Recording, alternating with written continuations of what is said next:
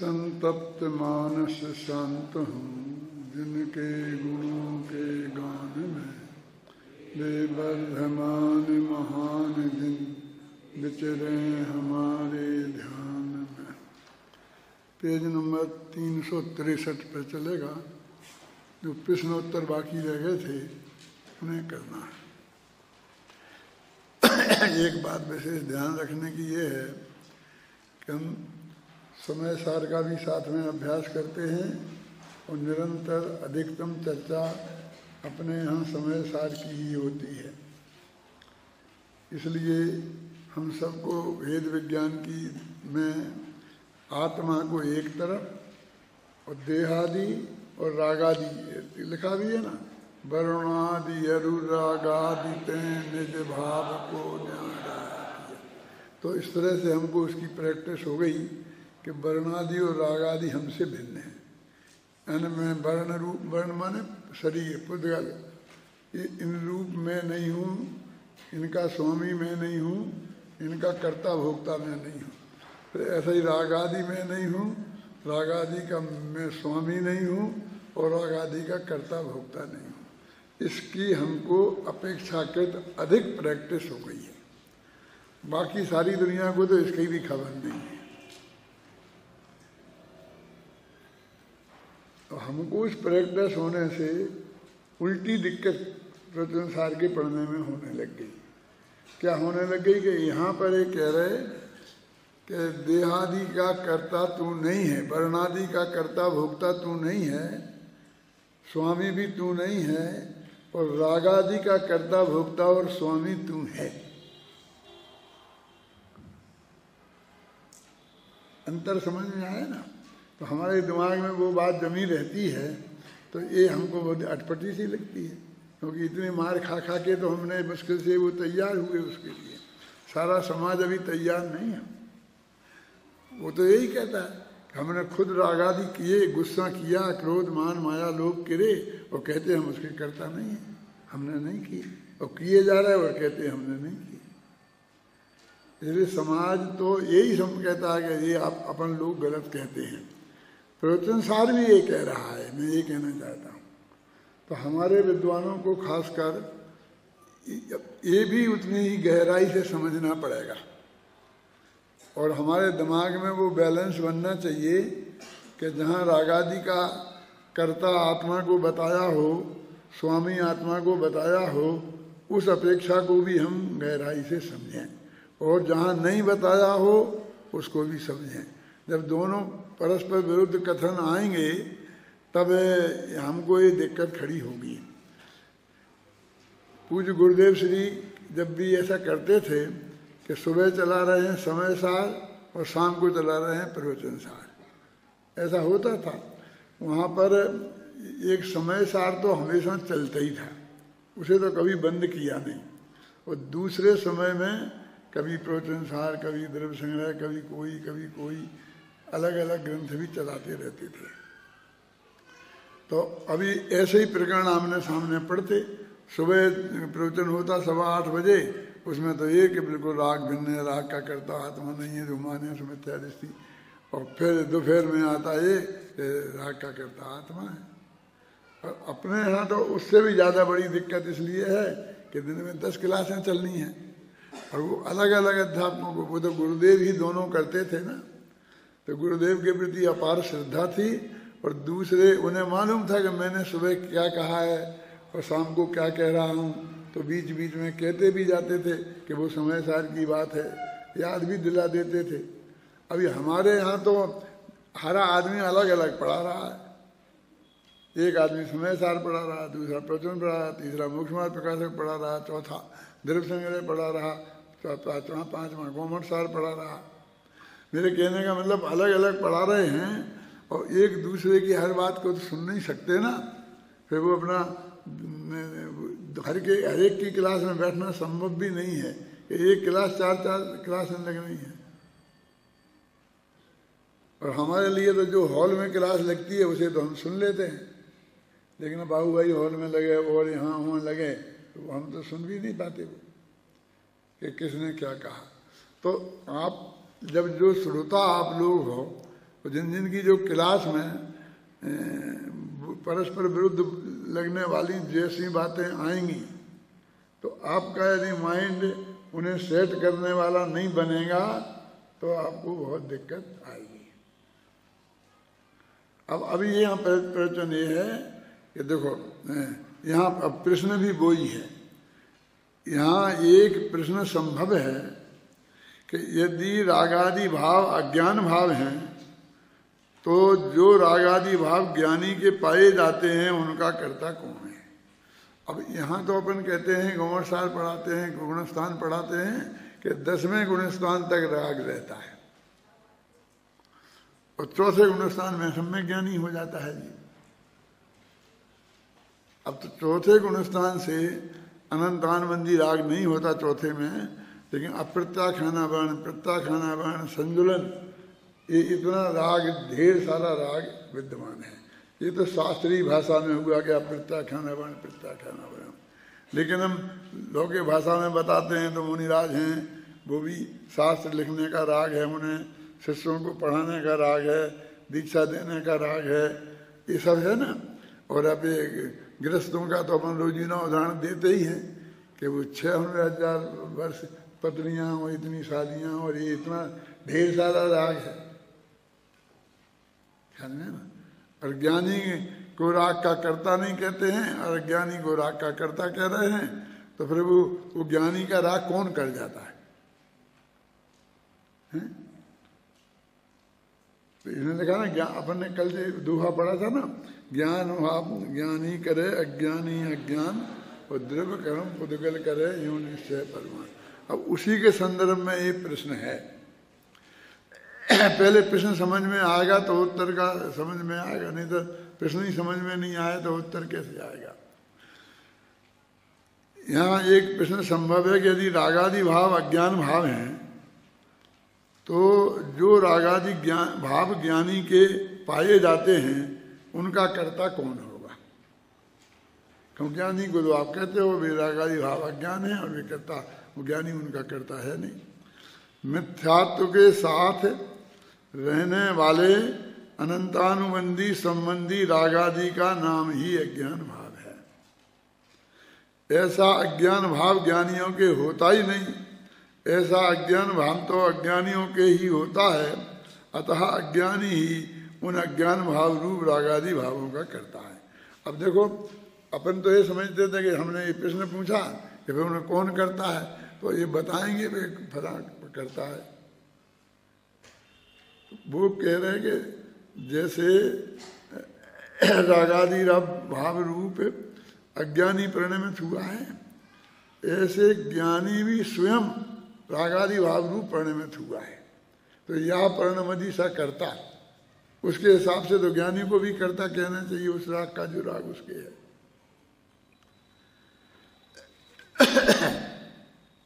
लेकिन यहाँ अज्ञानी को कह रहे हो, ज्ञानी को नहीं कह रहे, इसलिए ये दिक्कत बहुत बड़ी खड़ी हो गई।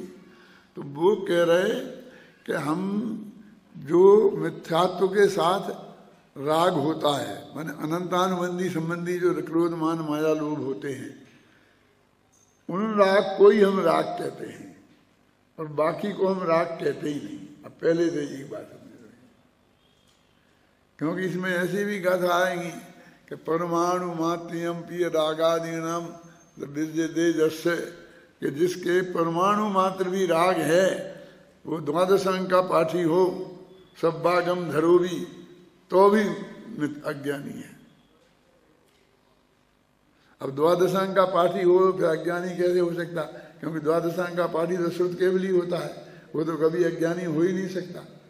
और फिर परमाणु मात्र राग, यहाँ तो इतना ढेर सारा राग है तो कितना, तो वैसे हमको समझ में नहीं आता, कहेंगे अप्रत्याख्याना वर्ण संबंधी, लेकिन ये कहेंगे अभी 96,000 शादियाँ करने का राग है, 6 खंड की विभूति जोड़ने का राग है, तो समझ में आता कि बहुत है।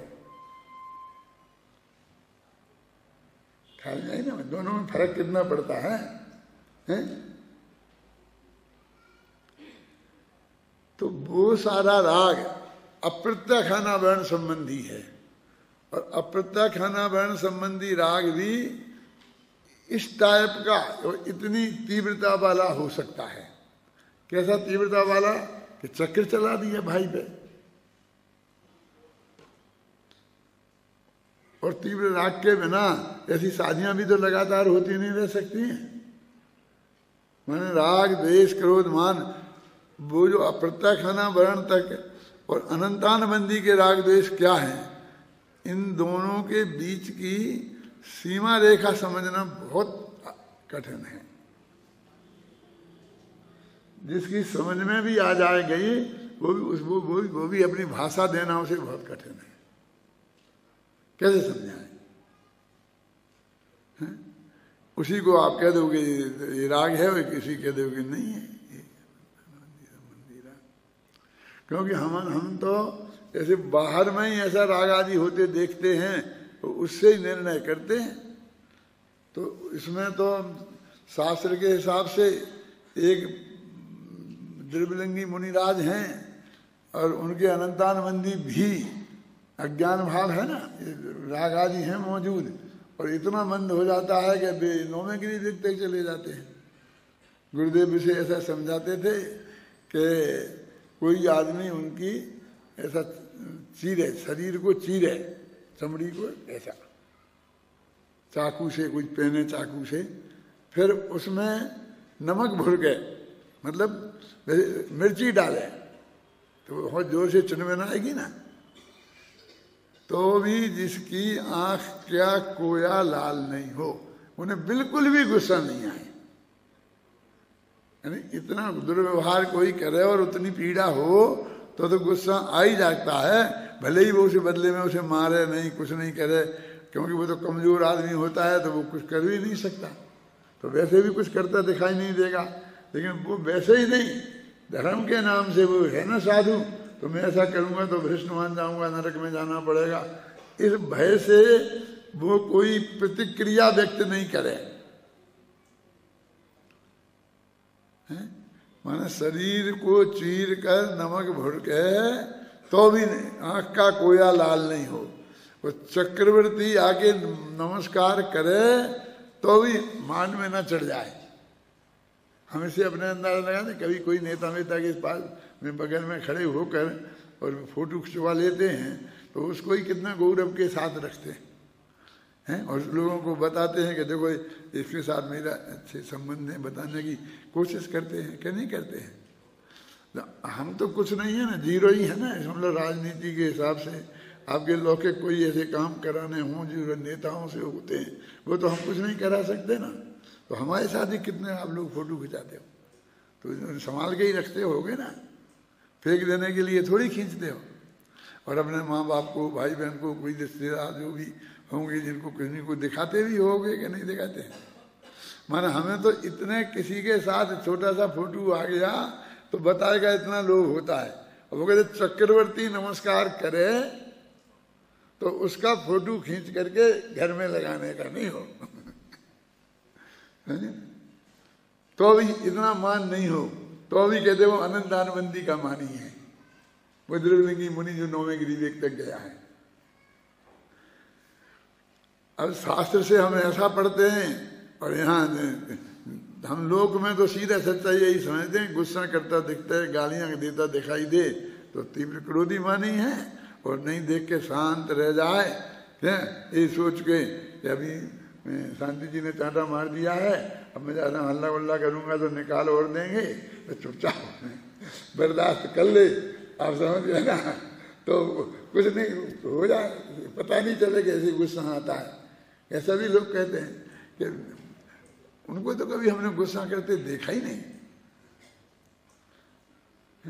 हमने देखा है, तुमने नहीं देखा। आपने कब देख लिया?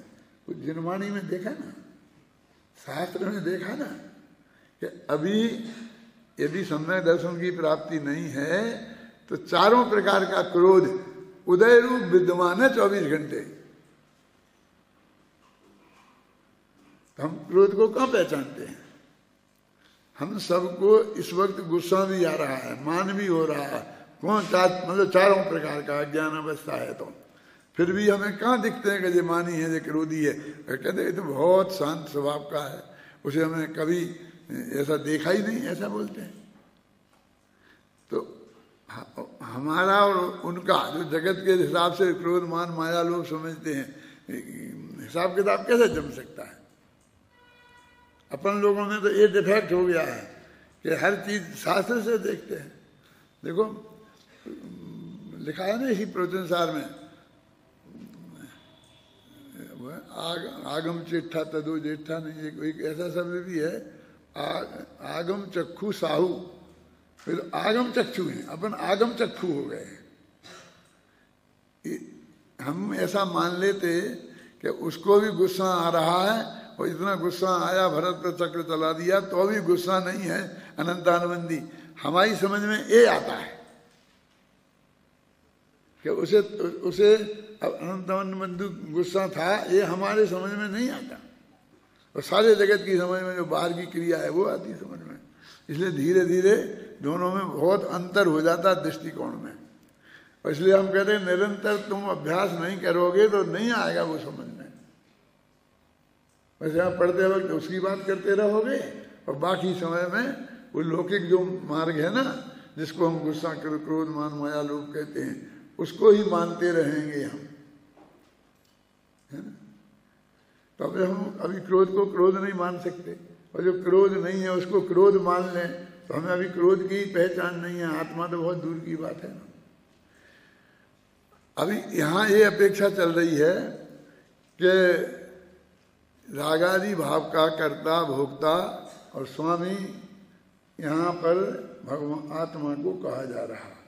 फिर उन्होंने कहा कि ये तो ठीक बात नहीं है, तो उन्होंने कहा अज्ञानी आत्मा है और ज्ञानी आत्मा नहीं है। अभी तो अज्ञानी तो निबट गए, क्योंकि वे तो क्रोध आदि के कर्ता हैं और क्रोध आदि करते देखे ही जाते हैं, कहते भी हैं कि हाँ मुझे गुस्सा किया, मुझे ऐसा हो जाए ऐसा हुआ। लेकिन ज्ञानी राग आदि का कर्ता नहीं है। अब अपना प्रश्न क्या है, आपको जानने के लिए पूछ रहा हूं कि आपका ध्यान उधर है कि नहीं है। ये कह रहे हैं कि राग आदि हमने ज्ञानियों को भी करते देखा है। कि तुम्हें ज्ञानी कहाँ से मिल गए थे, तुमने ज्ञानियों को गुस्सा करते देखा है? क्या कहाँ देखा? क्यों शांति जी? भाई वही बात याद है, अपन लोग आगम चक्षु हो गए हैं। अपन ने भरत चक्रवर्ती को गुस्सा करते देखा है क्या? कि कोई ज्ञानी तो हमें जगत में तो दिखता नहीं है। ये जो गुस्सा कर रहे हैं और वो ज्ञानी भी हैं, ये दो बातें हमें दिखती नहीं एक साथ। तो हम शास्त्रों की देखने का हमारा इतना अधिक दृष्टिकोण हो गया है कि 24 घंटा उन्हीं में रमे रहते हैं ना, तो हर बात उन्हीं से हमारी समझ में आती है। कि शास्त्रों में लिखा है रामचंद्र जी छायक समय दृष्टि थे, और फिर कैसी कैसी सारा वन में गमन में गए और क्या क्या किया, और रावण के साथ युद्ध किया और ये किया, कि जो भी सारी रामायण पूरी की पूरी वो हमें दिखाई देती है। तो बहुत राग देश से ही भरी हुई है, उसमें है क्या हुआ। अंत में मोक्ष गए ना तो वीतरागी हो गए, लेकिन वो तो बिल्कुल अंत की बात है ना। सबसे बड़ी दिक्कत क्या है, तो जब अंत आता है मोक्ष जाते हैं तो कहानी खत्म हो जाती है। और जब तक राग देश होता रहता है तब तक कहानी चलती रहती है। सारे प्रथमानियों की ये हालत है। कल तो मैं कह रहा था, सब शांति जी से भी कहा था और लोगों से भी कह रहा था कि जितने पुराण पढ़ना अंत के 10-20 पेज मत पढ़ना, क्योंकि मैंने पढ़े हैं तो उनका कटु अनुभव मुझे को है। क्या दिक्कत है उसमें भाई? ये पहले तो खूब ठाट बाट, इतना राज जीतते गए 3 खंड के मालिक हो गए, इतना हो गए, सब वैभव वैभव वैभव चारों तरफ दिखाई देता जाता है ना। और अंत में फिर वे मर गए, उनने मर गया, युद्ध की में वे मारे गए, इनका ही हो गया, ये मोक्ष चले गए, विदिशा लेके चले गए। वो पूरी अयोध्या उजड़ जाती है, पूरी द्वारका उजड़ जाती है, आग लग जाती है, साफ हो जाती है। जितना उसका वैभव हमने देखा है उसको उजड़ते हम नहीं देख सकते। आपका दिल बहुत खट्टा हो जाएगा, मेरा तो बहुत हो जाता, बिल्कुल मैं तो तड़प जैसा जाता हूं, मुझे अच्छा नहीं लगता। वो पढ़ूं उसको, ये तो खाना नहीं खाता समझो। तुम देखो द्वारका की क्या हालत हुई होगी। उस द्वारका में खड़े होके देखो तो आपको मालूम पड़ेगा। तो धीरे धीरे यदि हमको साधु बनना ही है, मोक्ष जाना है तो बनना ही है ना, नहीं बनने की बात अपन क्यों करें। तो हमको आगम के प्रति इतनी दृढ़ आस्था और हर चीज आगम के आधार पर देखने की आदत पड़नी चाहिए, समझ में ना। देखो मैं कहाँ चल रहा है, मिथ्यात्व के साथ रहने वाले अनंतानुबंधी संबंधी रागादि का नाम अज्ञान भाव है। बाकी के रागादि का नाम अज्ञान भाव ही नहीं है, समझे ना। ऐसा अज्ञान भाव ज्ञानियों के होता नहीं है, ऐसा अज्ञान भाव तो अज्ञानियों के ही होता है। अतः अज्ञानी ही उस अज्ञान भाव रूप रागादि भावों के करता है। शांति जी सम्मेद शिखर में शिविर था और बड़े बड़े पंडित लोग वहाँ मौजूद थे और मैं भी था तब, जब बड़ा पंडित नहीं था, थोड़ा छोटा था। तो वहाँ पर ये बार बार बात आती थी कि रागादि का कर्ता ज्ञानी नहीं है, रागादि का कर्ता ज्ञानी नहीं है। तो बहुत भाई ऐसा कैसे, वो अज्ञानी तो है और अज्ञानी नहीं है, ये तो अन्याय है। तुमने उन ज्ञानी को सारा सर्टिफिकेट दे दिया, वो चाहे जो कुछ करे, और अज्ञानी को। मैंने कहा था वहाँ, तो सब लोग आंखें फाड़ फाड़ के देखने लग गए कि क्या बात कर रहे हो, ज्ञानी के जो राग के वे करता नहीं हैं, वो राग उनके है ही नहीं, तो काय के करता होंगे। समझ में आई ना। हम तो समझते ढेर सारा राग है और राग कर रहे हैं और उसके वे करता नहीं है, यही समझ रहे ना। अब मैं क्या कह रहा हूं कि जिस राग का करता नहीं है वो ऐसा हम कह रहे, वो राग उनके है ही नहीं, तो उसमें कौन सी गजब की बात हो गई। ये बात तो ऐसी ही है ना कि वो जो राग नहीं है उसके करता नहीं है, तो क्या गजब हो गया।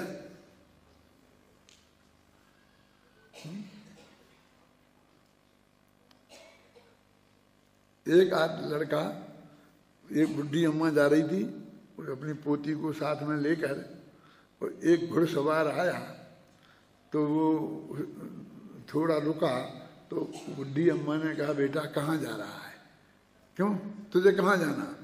कि मैं तो जयपुर जाऊंगी, उधर पास में जो है ना अजमेरी गेट में। अच्छा अच्छा, मैं भी अजमेरी गेट जा रहा हूँ, तो बेटा तू इस मेरी बिटिया को बैठा ले, थक गई है। तो उसने कहा हाँ बैठा लो, बैठा लिया। फिर कहा ये मेरी एक पोटली है, अब मेरे से भी बुढ़ापा हो गया ना, तो नहीं ढुकती है, तू चाहे तो घोड़ी पे ये भी रख ले। तो रख ली उसने। फिर उसने पूछा, बेटा तेरा नाम क्या है। तो उसने कहा जमाई राजा। क्या नाम है। अब बस वो बैठा, थोड़ी देर तो चला धीरे धीरे, और फिर जोर से घोड़ी दौड़ा दी। और बुढ़ी चिल्लाती रह गई। उसके दिमाग में आया, अब ये भग गया और ले गया लड़की को, गठरी को, तो मैं इसे कहाँ ढूंढती फिरूंगी। उसने कहा ये तो बिल्कुल दहेज सहित पत्नी मिल गई, अब मैं क्यों छोड़ूं इसे, क्या। तो वो भागा लेकर के। तो वो लोगों ने बुढ़ी अम्मा से पूछा क्यों कि लड़की को लेके भाग गया, उसे पकड़ो पकड़ो पकड़ो। कि कौन भाग गया, कौन भाग गया। कि जमाई राजा। जमाई राजा नहीं भागेगा तो कौन भागेगा। समझ जाए ना। मैंने इसमें आश्चर्य की क्या बात है, ये तो होना ही है। तो ऐसा ही है कि जो राग नहीं है उसका करता नहीं है, इसमें क्या दम है। अब हम राग तो वो लगा लेते हैं जो है, और यहाँ करता लगा लेते हैं, तो वो बात कठिन लगती है। तो कितनी सरल है। वो सब बड़े बड़े विद्वान भी उस राग आदि की समझ रहे थे, कौन जो उनके है अप्रत्याख्यान प्रत्याख्यान संजुलन, और उसका करता आत्मा नहीं है, उसका तो करता है स्वीकार करते हैं। यहां तो उस राग का कर्ता मना कर रहे जो राग उनके है नहीं। लिखा था कि लिया, मैंने निकाल के बताई, पंक्ति पढ़ के सुनाई। मिथ्यात्व के साथ रहने वाले अनंतानुबंधी संबंधी रागादि का नाम ही अज्ञान भाव है। ऐसा अज्ञान भाव ज्ञानियों के होता ही नहीं है। ऐसा अज्ञान भाव तो अज्ञानियों के ही होता है। अतः अज्ञानी ही उस अज्ञान भाव रूप रागादि भावों के करता है। हो गया समाधान। देखो, ज्ञानी के होने वाले अप्रत्यक्षाना वर्णादि संबंधी रागादि भावों का ज्ञानी करता नहीं है, अपितु ज्ञाता ही है, क्योंकि वह उन्हें जानता तो है पर उनका कर्ता नहीं बनता। अब जो राग हैं उनके बारे में क्या स्थिति है, क्योंकि उन राग रूप वो पढ़ने में तो होता है, समझे ना। तो अतः वह उन्हें जानने रूप क्रिया का कर्ता तो है पर उन रागादि भावों का कर्ता नहीं है। पर का कर्ता तो ज्ञानी और अज्ञानी दोनों ही नहीं है। माने जो देहादि का कर्ता, देहादि माने वो पर, और रागादि माने अपने विकारी भाव, इनका कर्ता अज्ञानी तो दोनों का ही कर्ता बनता है। और ज्ञानी उनका पर का कर्ता नहीं है। अज्ञानी अवस्था में अज्ञानी माने अज्ञान अवस्था में यही जीव। क्यों हम अज्ञानी में एक अलग पकड़ लेते हैं और ज्ञानी में एक अलग पकड़ लेते हैं। खुद को ही पकड़ो ना, अज्ञान अवस्था में हम ही उसके कर्ता थे और हम जब ज्ञानी हो गए तो हम ही उसके कर्ता नहीं रहे। तो वे कहते क्या तर्क है ऐसा, तो करो नहीं रहे करते, ऐसे कहीं होता है? तुम करते रहोगे वो कर्ता नहीं रहोगे। तो कहते हैं कि हम उसके कर्ता बनते नहीं हैं, आने अपने को मानते नहीं हैं। असली कर्ता तो वो है जो अपने को कर्ता माने। कर्तृत्व बुद्धि जिसके पास हो, माने श्रद्धा संबंधी दोष का नाम कर्तापन है। यहाँ जो कर्ता बुद्धि का नाम कर्तापन है, वो रागादि रूप हम परिणमित हुए हैं, वो बात अलग है। उससे हम कर्ता नहीं बनते हैं। जब हम अपने को उसका कर्ता माने, है ना, तब जैसे गौरव के साथ कहते हैं ना कुछ लोग, हम तो ईंट का जवाब पत्थर से देना जानते हैं। जैसे कोई वो ईंट चलाना और पत्थर चलाना बहुत बढ़िया काम हो तो हम उससे पीछे क्यों रहेंगे? क्यों? वो ईंट मारेगा तो हम पत्थर मारेंगे। ईंट का जवाब हम पत्थर से देना जानते हैं। और ये कहते भाई, अपने श्लोक आता है एक संस्कृत में, ददतु गाली मंतो भवंता। इतना ही याद है मुझे, ज्यादा याद नहीं, लेकिन अपना काम हो गया। एक छंद है पूरा बहुत बढ़िया कि ददतु गाली, हे भाई तुम दो गाली, खूब अच्छी तरह गालियां दो हमें। ददतु गाली, क्योंकि आप गालीमंतो भवंता, आप गालीमान है ना। धनवान होते हैं वो ही धन देते हैं, ज्ञानवान होते हैं वो ज्ञान देते हैं। जो जिसके पास होता है वो ही तो देगा। तो आप गाली देते हो तो गालीमंतो भवंता, धनवान धन देते हैं तो वे धनवान कहलाते हैं ना। ज्ञानवान ज्ञान देते हैं तो वे ज्ञानवान कहलाते हैं ना। तो तुम गाली देते हो, इसका मतलब गालियों का स्टॉक तुम्हारे पास बहुत अच्छा है। ददतु गालीमंतो भवंता। वयम, देखो अभी मैं अपनी तरफ से उसे जोड़ जाड़ के बोलता हूँ, याद नहीं है मुझे। उसमें ऐसा है कि हम तो आपका बदला देने में समर्थ नहीं है, क्योंकि हमारे पास गालियां हैं नहीं हमारे स्टॉक में। ये अगली पंक्ति में ये लिखा है कि हम असमर्थ नहीं हैं।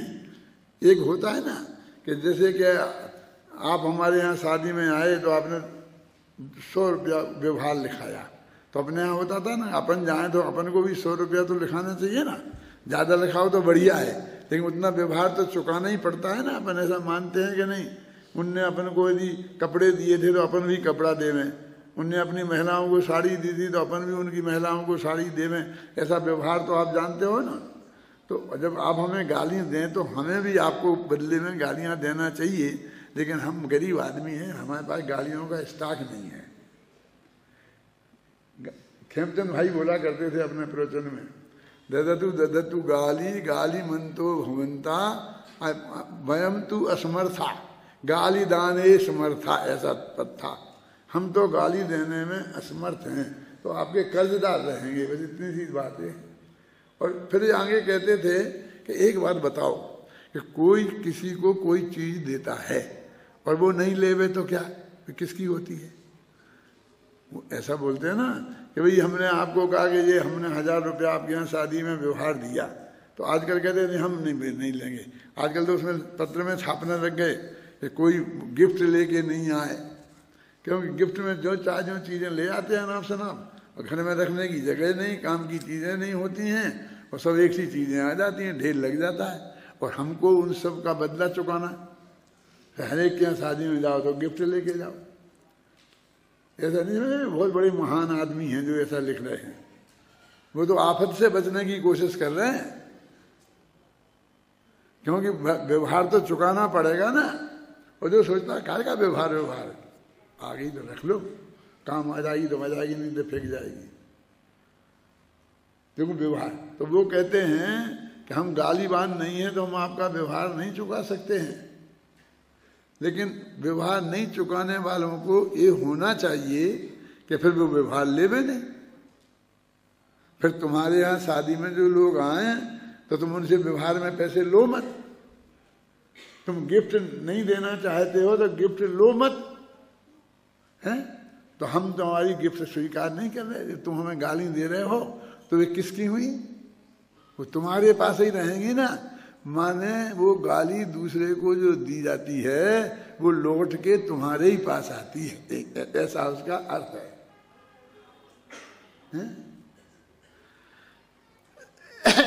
तो मेरे कहने का मतलब आपको मैं ये अपेक्षा बता रहा हूँ, इसमें लिखी है। ये मैंने और स्पष्ट भाषा में लिखने की कोशिश करी, क्योंकि मैं जानता था बड़े बड़े विद्वान की समझ में नहीं आ रहा है। ये तो वो राग के हम करता नहीं हैं जो राग हम में पैदा ही नहीं हुआ, और जो राग के करता हैं वो तो हो ही रहा है। तो फिर उसके भी तो अकर्ता कह रहे तुम, कि उसके बारे में अभी हम कुछ नहीं कह रहे। क्या शांति समझना, क्या अनंत आनंदी का राग है नहीं, हम उसके करता नहीं है। जो है नहीं उसके करता नहीं है। जो अप्रत्याखान है तो वो हो रहा है हमारी पर्याय में, तो कायदे से हमें करता होना चाहिए। तो वो कहते हैं कि हम प्रवचन सार में ही अभी नए आएंगे ना 47, तो उसमें एक कर्ता नए आएगा। उस कर्ता नए से हम उस राग के करता, देखो वो जिस राग के करता तो उन्हें समझ रहे थे कि करता नहीं है, कह रहे ज्ञानी, उसके तो करता है इसी प्रवचन सार में कह रहे। अब क्या बाकी रह गया? समझना क्या बात हो गई, कितनी सरल बात हो गई कि वो रागादिक जो हमारे हैं नहीं, उनके हम करता नहीं है, तो ये कोई समस्या नहीं रही। अब जिनके हम करता राग है ढेर सारा, और हम कह रहे हैं हम उसके राग के करता नहीं है, तो दुनिया को ऑब्जेक्शन होता है। तो अपने यहाँ कहते हैं कि करता नए से हम उसके करता हैं, तो उनके कर्ता स्वीकार कर रहे। और हम जिसको भी अकर्ता कह रहे थे जिस राग की, उसकी तो हम बात ही नहीं कर रहे, और इन राग का अकर्ता कह रहे थे, इसलिए वो हमारी समझ में नहीं आ रहा था। ये तो माथे पे 3 सल पड़ रहे थे। देखने में बात बहुत बड़ी है, कितनी छोटी हो गई। तो उन्होंने कहा वो तो खत्म हो गई, फिर तो समय सार का विरोध हो गया कि नहीं घबराओ मत। वहीं पर एक अकर्ता नए भी लिखा, और जिसमें ये लिखा है कि कर्ता नए से करता है, और आगे लिखा कि अकर्ता नए से अकर्ता भी है। वो साधवाद आ गया, सब झगड़ा खत्म। पढ़ा कौन पढ़ेगा? बोलो पढ़ो शांति से, अच्छी तरह स्पीकर पे हैं, ढंग से पढ़ो। अभी मैं नहीं पढ़ूंगा, अभी पूरा पढ़ लो तुम यहाँ तक। ये नंबर डले ना 186 87 तक। हाँ, जो मैंने कहना था वो कह दिया। प्रवचन साहब परिशिष्ट में 47 स्नेहों के प्रकरण में आत्मा को कर्ता है से अप्रत्यक्षान वर्णादि रागादि भावों का कर्ता कहा है, पर साथ में वही जीव उसी समय अकर्ता है से उक्त रागादि का अकर्ता भी है, यह भी कहा है। विभिन्न स्थानों पर विभिन्न अपेक्षाओं से कथन किया जाता है, अतः कहाँ किस अपेक्षा से कथन किया गया है इसे बारीकी से समझना चाहिए। यहाँ तो मूलतः यह कहा गया है कि यद्यपि यह भगवान आत्मा अशुद्ध निश्चय में से रागादि का कर्ता होने पर भी पर का कर्ता नहीं है। तथापि असद्भुत व्यवहार में से आत्मा अपने रागादि भावों को करते हुए पुद्गल कर्मों को करता है, ग्रहण करता है और उनका त्याग भी करता है। उक्त दोनों गाथाओं में से पहली गाथा में निश्चय से पर का कर्ता बताया और दूसरी गाथा में व्यवहार से कथनचित पर का कर्ता भी बताया है। आचार्य हो गया ना, अत्यंत स्पष्ट हो गया ना। जो मैंने बात इतनी देर तक समझाई थी उदाहरण वगैरह दे करके, वो वही बात लिखी ना, इसमें क्लियर है। ये इसका धाम का अर्थ है। यदि इतनी बात समझ में आ जाए आपके कि कर्ता कर्ता का क्या झगड़ा है, कि कभी कहते राग का कर्ता है, नहीं ज्ञानी नहीं है, फलानी नहीं है, अब हम राग को तो एक ही को मान के बैठे हैं। जैसे कल मैंने समझाया था उदाहरण दे के कि भोजन की क्रिया है तो दो क्रिया हैं, एक आत्मा में खाने का विकल्प होता है वो क्रिया, और एक भोजन थाली का जाने का हमने एक मान ली और फिर दो एक कर्ता खोजते हैं। तो जब राग के भाव का कर्ता बोलते हैं तो पुद्गल नहीं दूर खड़ा हो जाता है, जब पुद्गल की क्रिया का कर्ता बोलते हैं तो आत्मा खड़ा हो जाता है। हमारी समझ में नहीं आता है। वो अपेक्षा हमारे ख्याल में आ जाए कि दोनों अपेक्षाएं क्या हैं तो समझ में आ जाती है बात। मतलब कोई ऐसी असंभव बातें नहीं है जैन दर्शन में, और इतनी भी ज़्यादा कठिन नहीं है कि किसी की समझ में नहीं आए। लेकिन थोड़ा तो माथा मारना पड़ेगा ना, थोड़ी तो मेहनत करनी पड़ेगी ना, ध्यान से देना पड़ेगा तो सब समझ में आता है। चलो अब आगे पढ़ो। आचार्य जयसेन की तात्पर्य ग्रंथ की टीका में इन गाथाओं के उपरांत एक गाथा आती है जो आचार्य अमृतचंद्र कृत तत्व प्रदीप का टीका में उपलब्ध नहीं होगी। गाथा मूलतः इस प्रकार है।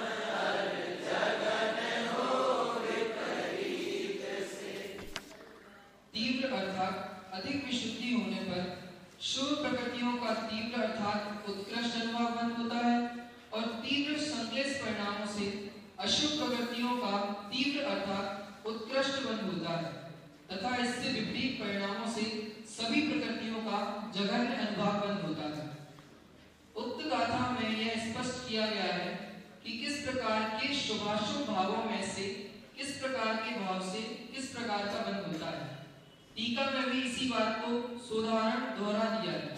अधिक विस्तार से कुछ नहीं कहा है।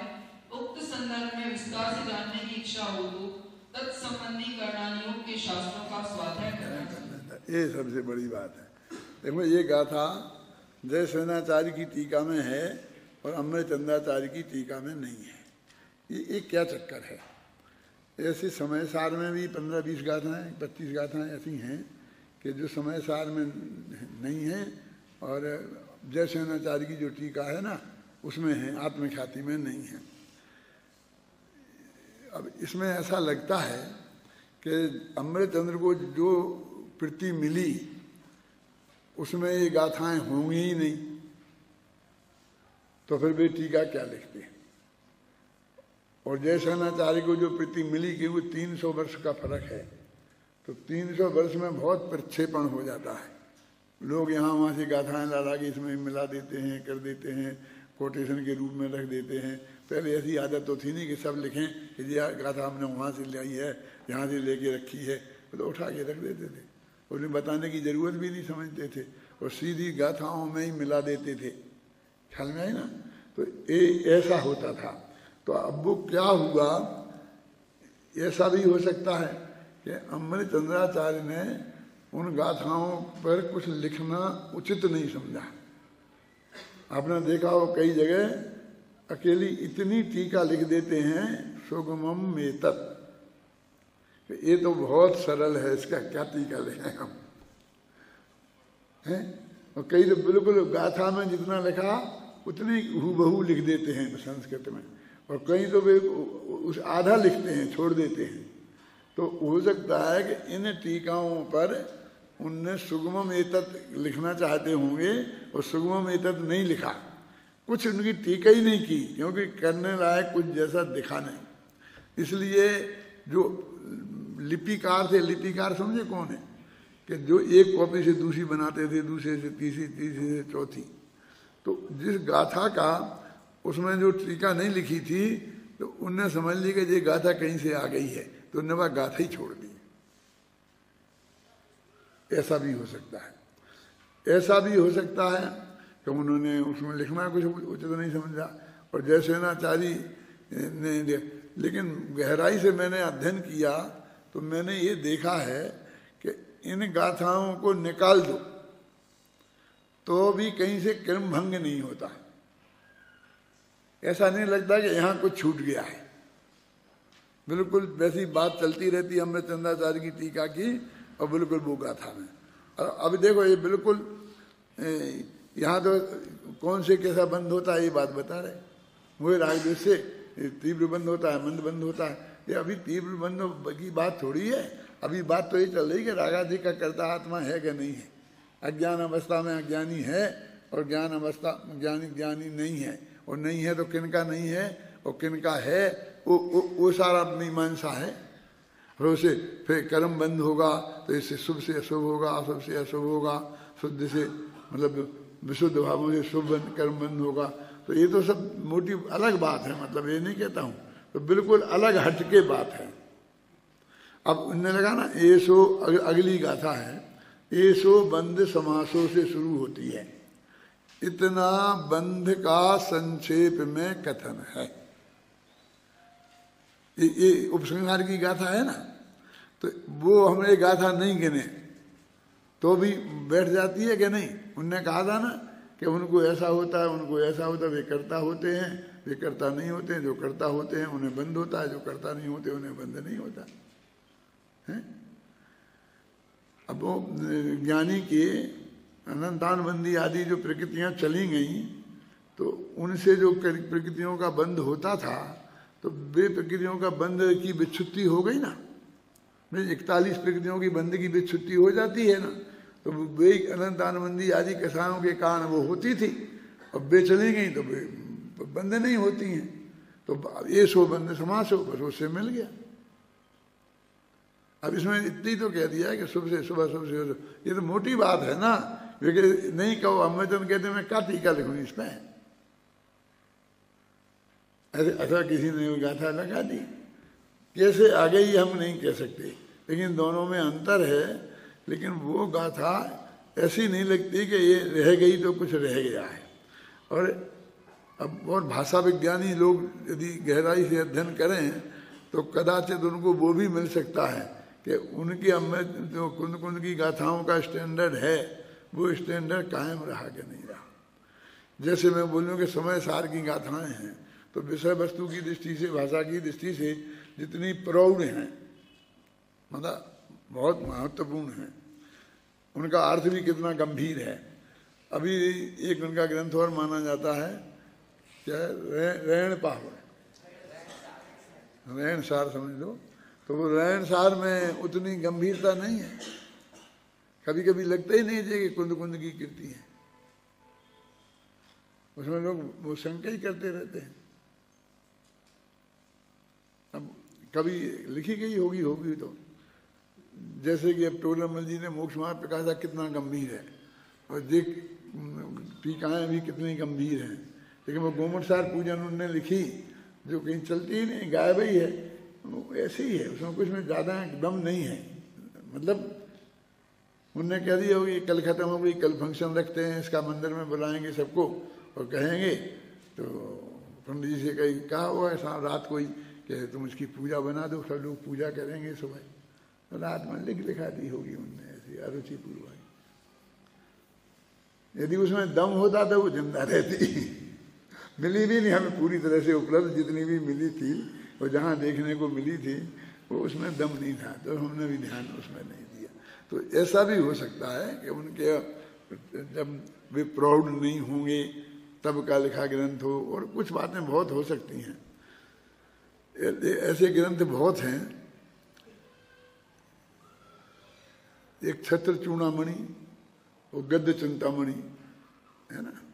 छत्र चूड़ामणि में भी वही जीवनधर की कहानी है, वो गद्य चिंतामणि में भी वही जीवनधर स्वामी की कहानी है। कहानी तो दोनों की एक रह गई, और वो कहानी 5 पेज में लिख दो तो बस अपन एक दिन आधा घंटा में बैठ के पढ़ लो, वो कहानी अपन को मालूम पड़ जाती है। अब पूरा गद्य चिंतामणि, छत्र चूड़ामणि हम विद्यालय में पढ़ने जाते थे तो पहले साल पढ़ाई जाती थी, वो गद्य चिंतामणि 8वें साल पढ़ाई जाती थी। 3 साल की प्रवेश का, 3 साल की विशारद, फिर 2 साल की शास्त्री फाइनल में थी वो, और एक प्रवेश का प्रथम खंड में। एक कहानी एक कवि की लिखी हुई और एक किताब पढ़ाई जाए, 8 वर्ष पढ़ लो तुम तो उसके बाद, और एक फर्स्ट डे में पढ़ाई जाए, क्या कितना अंतर होगा दोनों किताबों में। यानी इतनी सरलतम किताब भी वो एक अजित सेन सूरी की लिखी हुई है। बादीप सिंह सूरी भी उनका नाम है, पर उपाधि होगी ये बादीप सिंह। बादी रूपी इव माने हस्ती के लिए सिंह के समान, ये बादीप सिंह सूरी के लाल ऐसी उपाधि होगी। और वो गद्य चिंतामणि कादम्बरी के काव्य स्तर का काव्य है। 3 पेज में एक वाक्य खत्म होता है, 3 पेज तक वो फुल स्टॉप लगाना कठिन है, समझ रहे ना। वो इतनी कठिन कहानी वही एक है, वो एक ही कवि की लिखी हुई है। एक ये पद्य में है, वो गद्य में है। उसका नाम गद्य चिंतामणि, इसका नाम छत्र चूड़ामणि, नाम भी एक से ही है। इसकी ये विशेषता है छत्र चूड़ामणि की, अन्ना जी को बहुत प्रिय है, हम लोगों को भी है, हम लोगों ने पढ़ी थी, आप लोगों को भी अन्ना जी ने बताई होगी, पढ़ाई होगी। तो उसमें एक लाइन, दो श्लोक में 2 लाइनें होती ना, तो एक लाइन में कहानी आगे चलती है और एक लाइन में कोई नीति वाक्य है, इसलिए वो नीति शास्त्र का ग्रंथ है। माने कविता के माध्यम से नीतियों को सामने लाना, इसलिए ये भी बहुत बड़ी विशेषता है ना। क्या, जैसे मैं एक तुमको उदाहरण बताता हूं।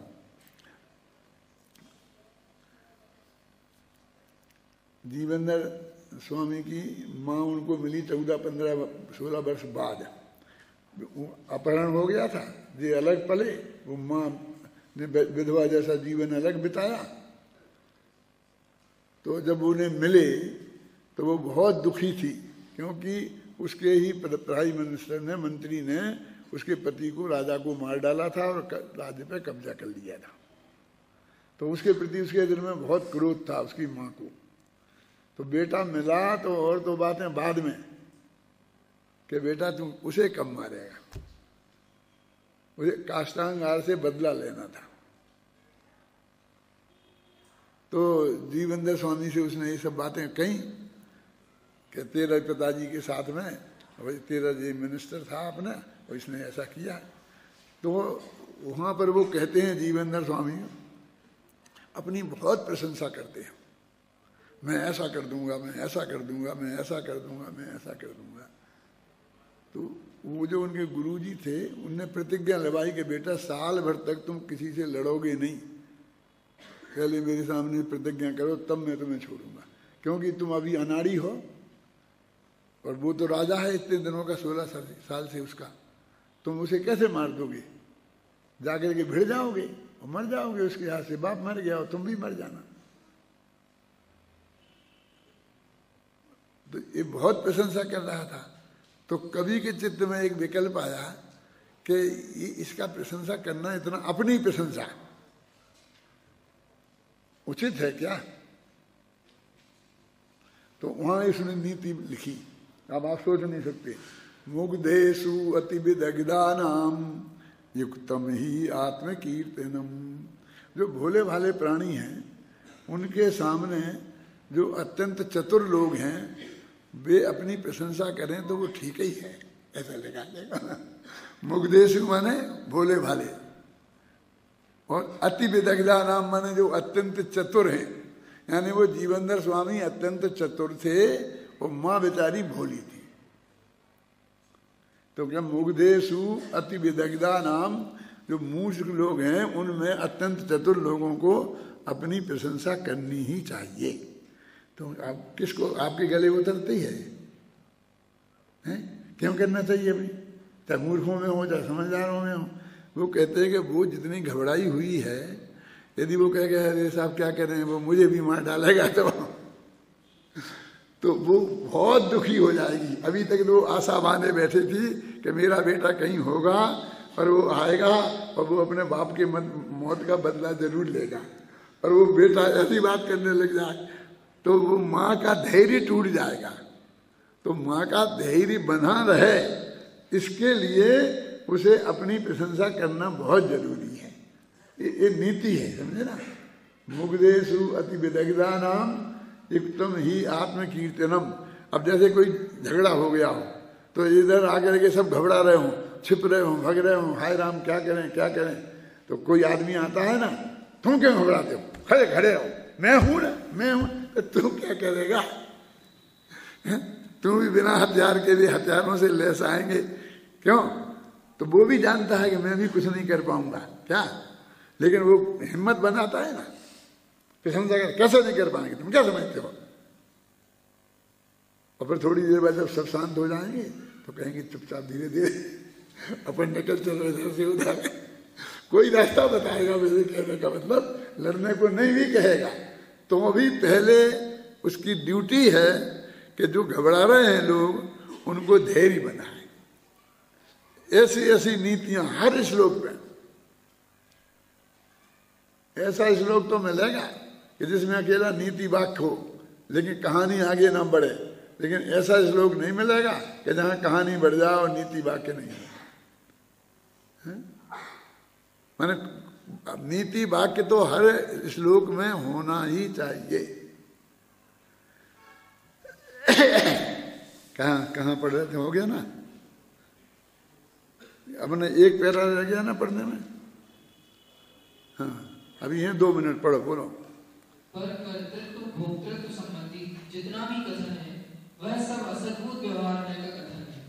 यद्यपि यह कथन प्रयोजन पूर्णता ही उपयोगी है, जानने योग्य है, उपादेय है, तथापि कर्णानुयोग का मूल आधार भी यही है, क्योंकि कर्णानुयोग आत्मा के विकारी भावों और पौद्गलिक कार्बन वर्गनाओं में होने वाले निमित्त नैमित्तिक संबंध को आधार बनाकर ही अपनी बात प्रस्तुत करता है। देखो पहले की ऊपर की मैं पंक्ति ये कहा था, अब जिसको ज्यादा जानना हो वो कर्णानुयोग से जान लेना। मैंने बंध प्रक्रिया के लिए जो एक श्लोक लिखा ना उनने, तो मैं कहते हम बंध प्रक्रिया नहीं समझाएंगे, कर्म कैसे बनते हैं कैसे आते हैं, तुम्हें जानना हो तो कर्णानुयोग से जान लेना। फिर वो नीचे कहते हैं कि भाई जितना भी ये कथन है वो असद्भुत व्यवहार न्याय का है। कौन सा कथन है असद्भुत व्यवहार न्याय का है? हाँ मिलेगा ना, पर का कर्तृत्व भोक्तृत्व संबंधी, एक देव दूसरे देव का कर्ता भोक्ता है, ये सारा कथन असद्भुत व्यवहार न्याय का होता है। ये तो आप जानते हो ना, न्याय चक्र पढ़ते हो इसलिए। तो ये एक प्रयोजन पूर्ता उपयोगी होता है, कोई पॉइंट है ना उसके लिए वो उपयोगी होता है, बाकी आगे पीछे उसका कोई काम नहीं है। तो इसको हम लेकिन कर्णानुयोग का मूल आधार यही है। कल बताया ना, परसों कल बताया था ना कि पूरा कर्णानुयोग इतना जो अध्यात्म से भी चौगना है, और जिसको सचखंडागम लिखा गया, धबला महाधबला लिखे गए, वो सिर्फ इस असद्भुत व्यवहार न्याय के भरोसे लिखा। निमित्त निमित्त संबंध के आधार पर, निमित्त नैमित्तिक संबंध को असद्भुत है जो उपचरित है उसको मान कर सारा प्रथमानुयोग लिखा गया है। और सारा प्रथमानुयोग भी लिखा और कर्णानुयोग। प्रथमानुयोग जी उसके बेटा और जी उसकी माँ, उसके बाप, उसके ये इस भव में और उस भव में जी मिले, और फिर 9 भव तक लगातार मिलते रहे। अब समय हो गया, लेकिन मैं इतनी बात आपको बता देना चाहता हूँ कि जितनी ये कहानियाँ तुमने पढ़ी हैं कि 9 भव की, कि फिर वहाँ मिल गए, फिर उसने उसे मार दिया, उसने खा लिया, उसे खा लिया, वे सब उतनी ही हैं। और उससे लाख गुणी ऐसी हैं कि कभी कोई को किसी को नहीं मिला। मैं क्या कहना चाहता हूँ कि आप सब लोग, इतने लोग यहाँ बैठे ना, तो आप समझोगे जैसे वो कहानियों में मिल जाते हैं ना पुराणों में, ऐसे हम अगले भव में मिल जाएंगे, फिर अगले भव में मिल जाएंगे, फिर स्वर्ग में मिल जाएंगे, फिर नरक में मिल जाएंगे। इस धोखे में मत रहना, कोई कहीं किसी को मिलने वाला नहीं है। 1 करोड़ में भी एक भी कहीं मिल जाए ऐसा संभव नहीं है। तो कहानियां उनकी नहीं लिखी आचार्यों ने, और जिन जो मिले थे उनकी लिखी। क्यों कि आपका वे किसी टाइप का संबंध ये बताना चाहते हैं कि तुम किसी के साथ दुर्व्यवहार करोगे, वो कल तुम्हारा बाप भी हो सकता है, तुम्हारा बेटा भी हो सकता है, ऐसा तुमको अच्छा व्यवहार सबसे करो तुम। ये इसके लिए उन्होंने वे कहानी छांट छांट के लिखी, झूठी लिख दी बना दी, ये मैं नहीं कह रहा हूँ। ऐसी जो कहानी थी छांट छांट के लिखी। तो आप क्यों बता रहे थे? हमें ऐसा रहने दो ना। हम इसलिए बता रहे कि तुम इस आशा में इतना राग करने लग गए हो कि फिर मिल जाएंगे। तुम्हें बता रहे कि देखो व्यर्थ में लड़ाई मत करो, अभी हो 5 मिनट को हो, अनंत काल तक नहीं मिलोगे। काय को 5 मिनट के लिए लड़ते हो? नहीं साहब हम तो 5 साल रहेंगे। अरे 5 साल में तुम अपने कमरे में रहोगे, वो अपना कमरे में रहे, तुम अपनी क्लास में, वो अपनी क्लास में, कहाँ मिलते हैं? हम ये ज्ञान कराना चाहते हैं कि इतना ये हमारा आपका मिलना हो गया तो उसको अनंत काल में हम पहले कभी मिले ही नहीं हो, और इसके बाद भी अनंत काल तक फिर मिले ही नहीं। ऐसा हो सकता है 1% नहीं, 99%। क्या समझ में आया मैं क्या कह रहा हूं? इसका भी उद्देश्य है मुझे ये बात बताने, ये भी सत्य है, और वे घटनाएं बताई हैं वे भी झूठी हैं, नहीं कह रहा हूं मैं, लेकिन वे बहुत कम है। अब वो भाग्य की बात है, पारसनाथ के साथ जुड़ गए, अब उनके 10 भव में मिलते रहे। अब पारसनाथ की कहानी लिखेंगे तो वो 10 भव बताएंगे ही। अब ऐसे जिसकी कि जो मिले ही नहीं अनंत काल तक, उनकी नहीं लिखी, उनने चर्चा नहीं आई, इसलिए इसमें कोई ज्यादा दम नहीं है। अभी अपन आगे कौन सी गाथा चलेगी आगे? 188। हाँ, कल 188 चलेगी। अब देखो 189 की तरफ जा रहे हैं अपन। अभी तो अपन कहाँ पे हैं? देखो मैं बता रहा हूँ थोड़ा आइडिया, पहले तो नहीं बता दिया था मैंने। अभी अपन कहाँ खड़े हैं कि आत्मा रागादि का करता है, ज्ञानी ज्ञान भावों का, अज्ञानी ज्ञान का, ज्ञान आदि के रागादि हैं, वो कर्ता में से करता है, ये कह रहे हैं। लेकिन फिर अशुद्ध निश्चय नहीं है, ये कह रहे हैं। अब जो जा रहे हैं 89 गाथा में, उसने देखा शुद्ध निश्चय में से करता है राग आदि का।